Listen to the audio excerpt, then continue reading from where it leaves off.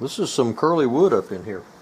I think I'm going to quit doing that with a chisel and start working with a rasp, but I've got enough shaped around that where I can tell what that's supposed to look like. From this flat surface up to there, it's got a little sweep up, and I can freehand that without this in there.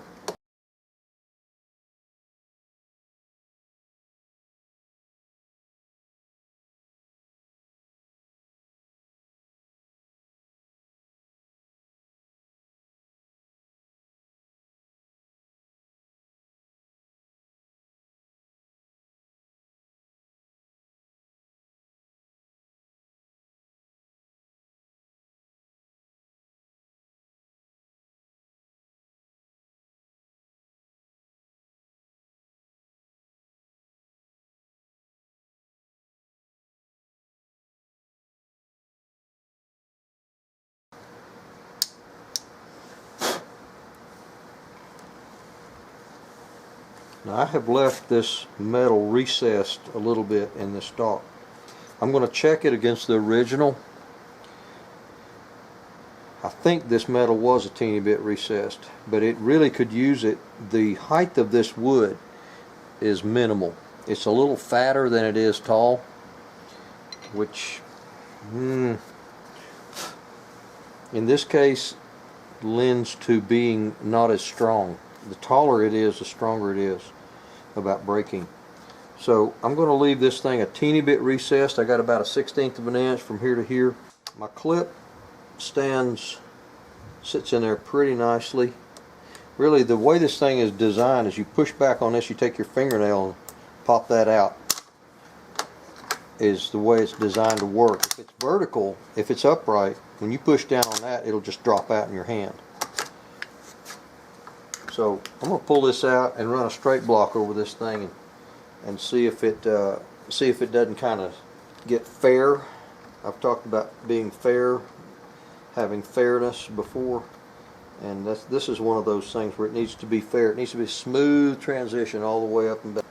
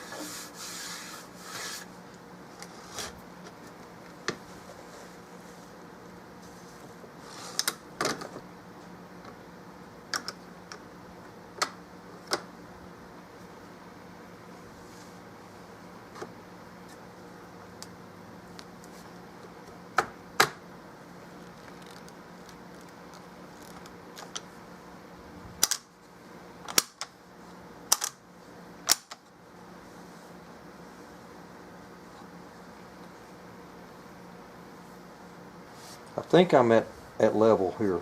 This is recessed a bit, almost a 1/16, but it needs it. It kind of needs it because this thing is so skimpy, bottom to top. It needs a little more strength than what I wish. Wish they had designed this a little taller right here.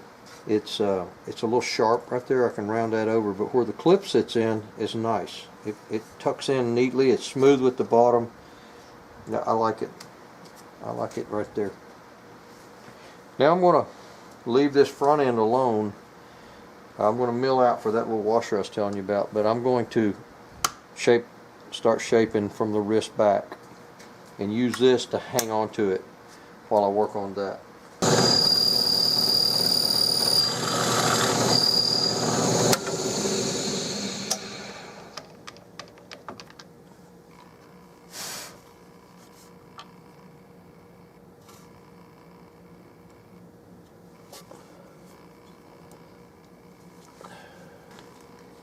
brass hammer.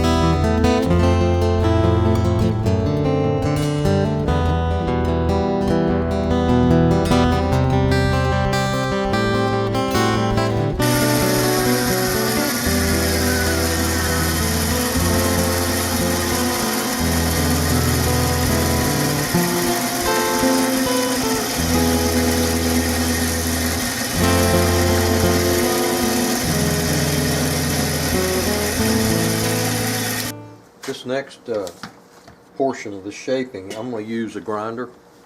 This I don't know, 36 or a 40 grit disc on it. Still got my center line. I always do my top first, then the bottom, then both sides. I'll leave that center line there.